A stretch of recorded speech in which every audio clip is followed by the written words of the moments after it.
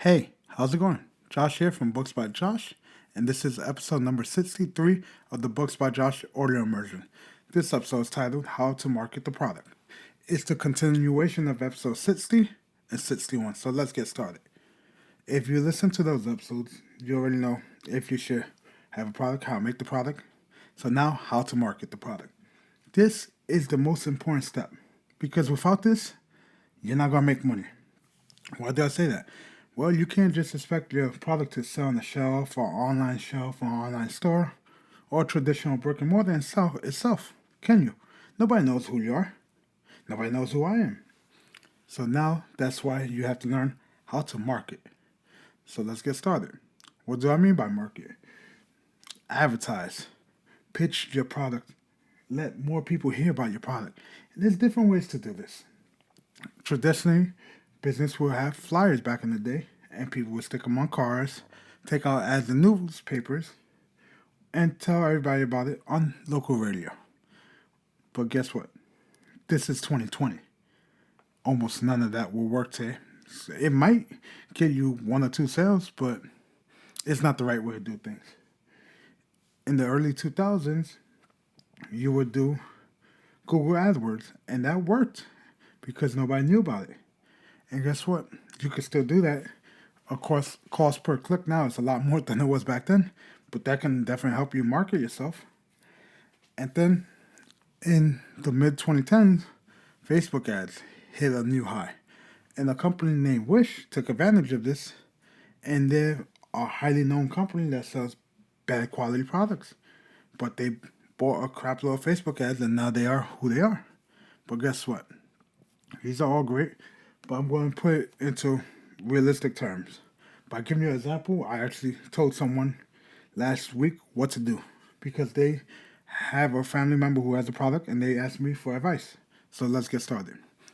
This person has a product in the store, in a couple of stores, chain stores, small mom and pops, and they think they made it. They're importing a product and they become the distributor of the United States. And they got their product in a couple of stores, which is good, but honestly, that's the easy part.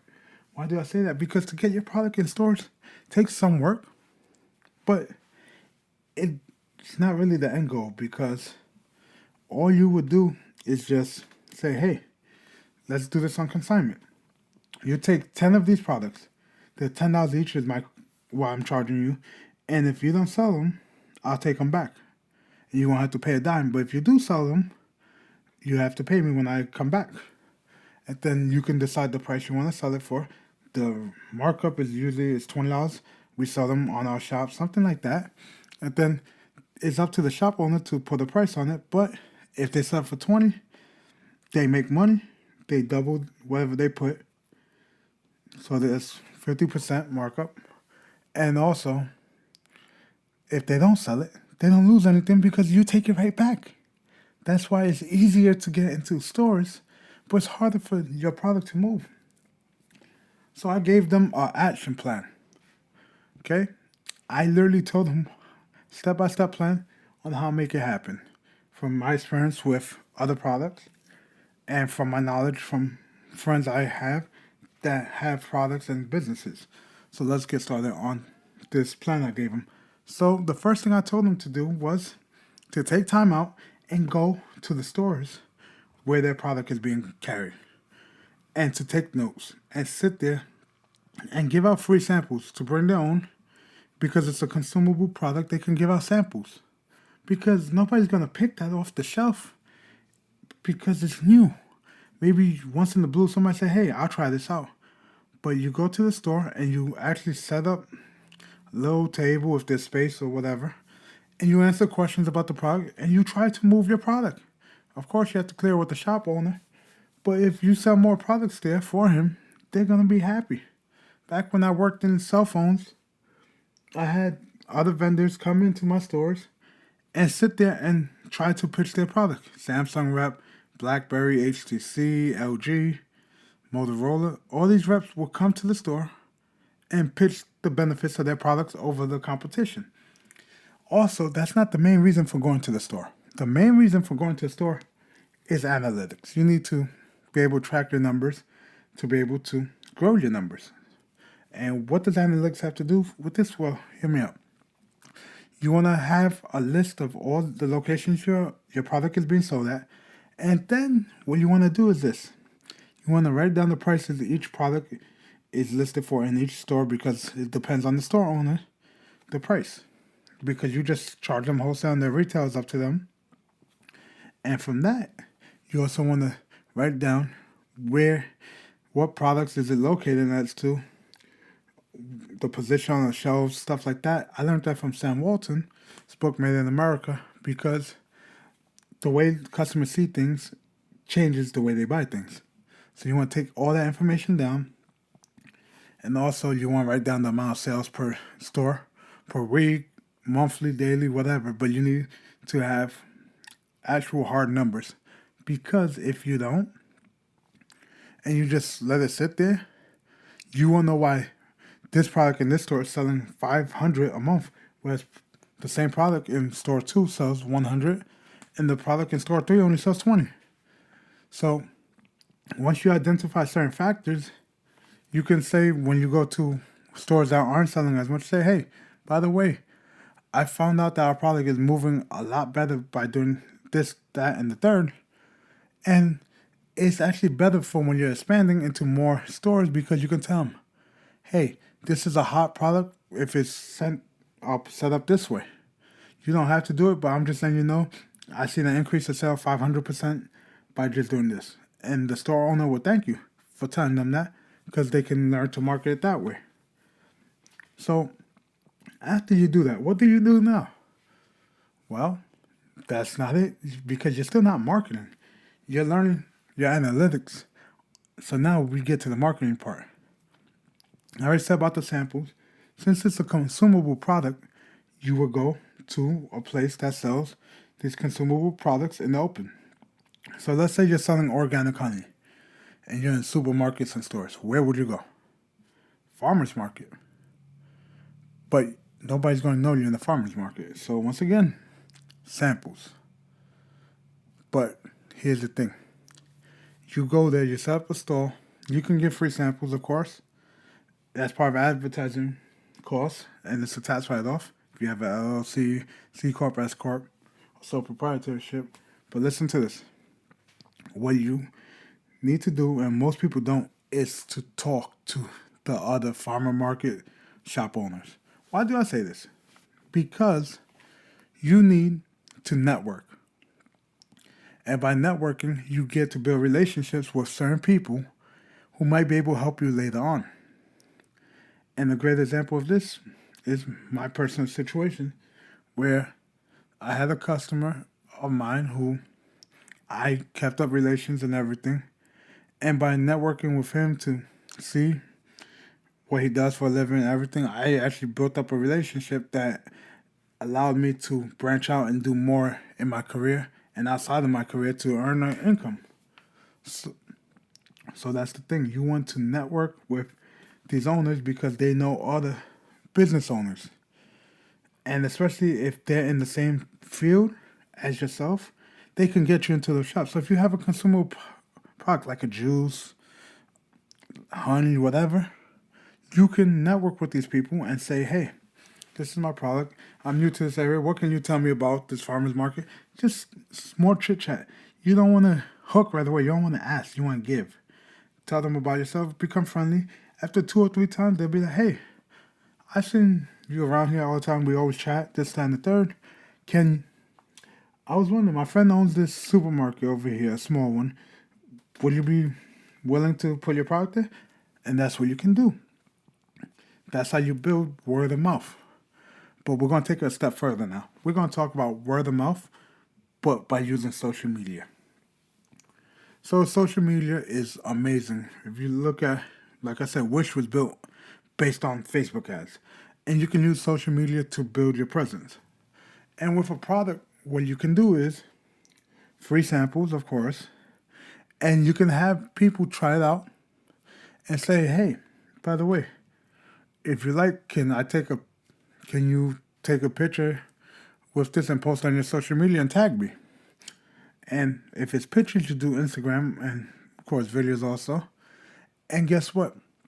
They'll put, like, let's go back to honey. They say, hey, if you, do you like the product? Yeah? Okay, great. If you like, I can give you a small size for free or whatever. You give them like a travel size for free. And once again, all this is tax deductible write-offs because it's part of your advertisement cost. And you say, hey, I'll give you this small $5 thing of honey if you would do a shout out for me right now and tag me and we take a picture together. Most of the time, if somebody likes the product, they say, crap, it's free? Yeah, why not? And that's the thing. And they put it on social media. And you get a custom hashtag or existing hashtag and you just build on that every weekend. You're in the streets, in the farmer's market, or whatever. If it's once a month, guess what? You go to a park. I'm in New York City. You get a permit to go to Central Park. You set up a little table there and you give away free. You do that there. You don't have to sell. You just give away the samples and say, hey, you want a little bit of this? Bam, here you go. And guess what?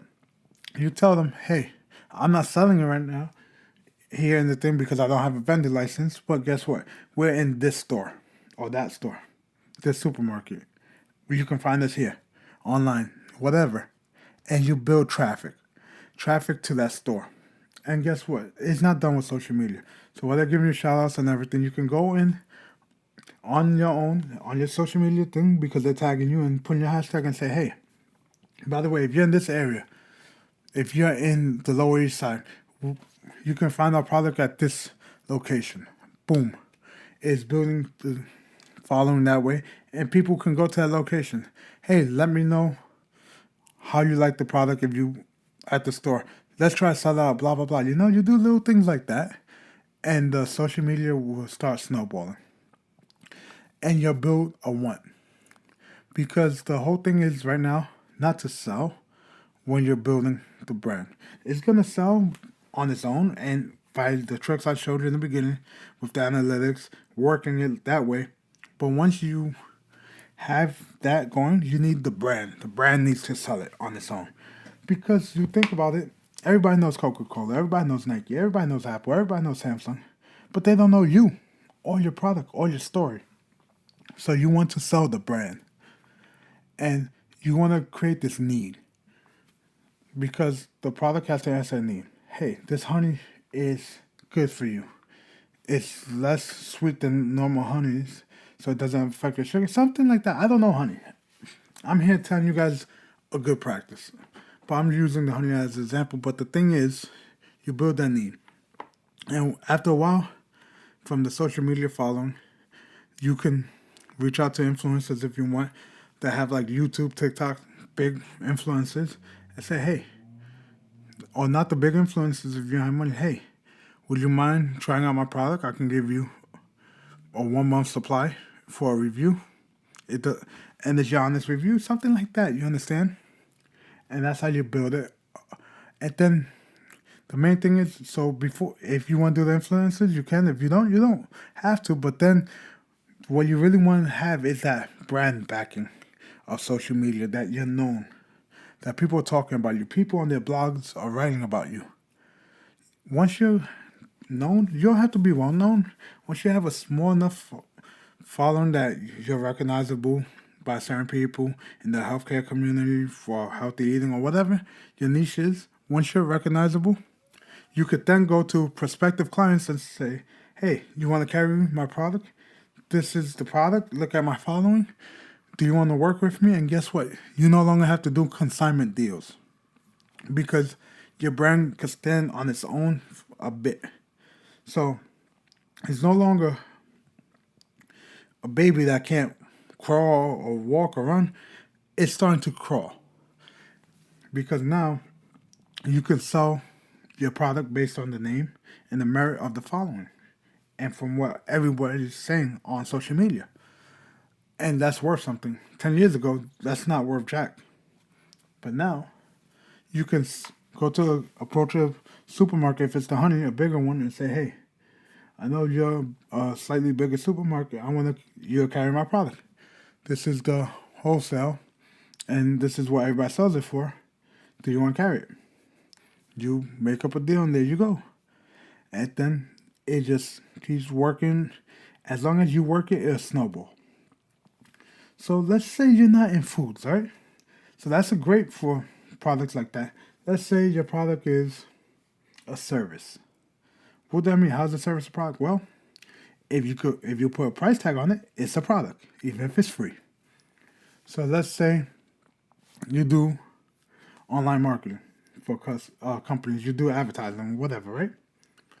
How do you build your brand that way? How do you market the product? Well, if you're doing an online marketing company and you don't know how to market yourself, there might be an issue there. But let's look past that and talk real stuff here. So you'll go out and you'll hit up clients, and in that case, you have to listen to me, have to give your product at a great discount in the beginning or at no cost for referrals. Why do I say that? Because if you're doing any line of business, you're not the only one doing it. There's hundreds, if not thousands, of other individuals doing it. And it's competitive out there. If you don't compete to succeed, you're not going to make it. So, more often times, especially the olden times, people used to buy wherever's the cheapest that gave them the same product. And that's why the gas went down so low, because there was a gas war, oil crisis, oil war, whatever you want to call it, where the price of oil kept on dropping, and that helped us with the recession that we went into recently. But that's the whole thing. Most people undercut the competition to get customers. That's good, but it's not a great method because it's not sustainable in the long term. So in the beginning, you have to do that, but you have to build your service to a quality. So you are going to market by giving the cheapest price out there, or honestly, if a person could give you 5 referrals for free, and then you give them service for free, you'll eat that $1,000 cost, but you'll get $5,000 out of it. I'll do that any day of the week, as long as it's guaranteed referrals that you can close if you're a great salesman. But that's the thing. So marketing, it's about selling the experience to the customers. You want to sell what the product can do, not the product itself, what it can do for the customer, what problem can it answer, and give it to them at a value that they can't say no to. Prime example is, like I said, a service. Let's say car wash. Anybody could go get a car wash anywhere, but it's how you wash the car that really gets certain customers to come. Because if someone has an expensive paint job, they're not going to go to a machine car wash. They're going to go a hand car wash because it won't damage the paint. And if you have a hand car wash place, you can't have very chemical inclined material. You can't have material like the soap, the wax, things like that, that's going to eat away at the paint. So it's going to cost more for these chemicals, for the soap, for the wax, for everything like that. But it demands a higher price tag. And it's going to cost more to maintain this because you have to pay somebody to wash the car, unless you're doing it yourself, which doesn't really scale well in the grand scheme of things. But the whole thing is, it costs more, but it's the value you're providing that the customer is willing to pay more. Which is why people buy certain phones like Samsungs and iPhones that cost a lot more than buying certain other phones like LG. You could buy a cheap LG for about $200. Their flagships like $600-$700, whereas you buy a Samsung flagship for $1,000 or an iPhone for the same price. And it's because the value and the brand's already built to a point that everybody knows the value. So you have to learn how to make your brand known. And you can send out email marketing and stuff like that. But if you don't read your emails and you just delete them, why would you expect customers to? Sure, there'll be 1 to 2% that's definitely going to click on it, but CPM isn't really there. So why not invest in you could do Facebook ads, which are a bit pricier now. Indeed ads, Twitter ads, Instagram ads. Or you can reach out to influencers on the platforms. But certain influencers like Instagram influencers cost a bit more now. And you can, so another way you can do is TikTok. It's a big new social media that's gaining traction and there's people making money on it. You can reach out to a certain channel or you can reach out to a YouTuber. You don't have to go big at first if you can't afford it in your budget. But you reach out to them and have them do a review or do an affiliate program with them. You have to work on your marketing by spending money. Or you have to hustle and put in a bunch of sweat, but all that sweat won't mean anything if you don't leverage the tools you have, such as social media, word of mouth. The internet is powerful, and word of mouth plus social media creates everything we see today, which is why Amazon is a thing because it was online as a bookstore, and then people started telling other people, hey, look at Amazon, blah, blah, blah. They bought up a bunch of Google AdWords, and they're literally one of the biggest companies out there. And they're not that old if you think about it. So just do me a favor, and no matter what you do, make sure you work on getting your product out there in as many hands as possible, because all you need to get it in is the right hands. And that person will tell people, or even become a partner. They might say, hey, by the way, can I buy out your company? Or can I come on as a silent partner or whatever? Because you never know. People lead to people. So just go out there and make things happen. And that's it for this episode of the Books by Josh show. Hopefully you enjoyed it. If not, we're on to the next episode. Take care and stay safe. Bye-bye.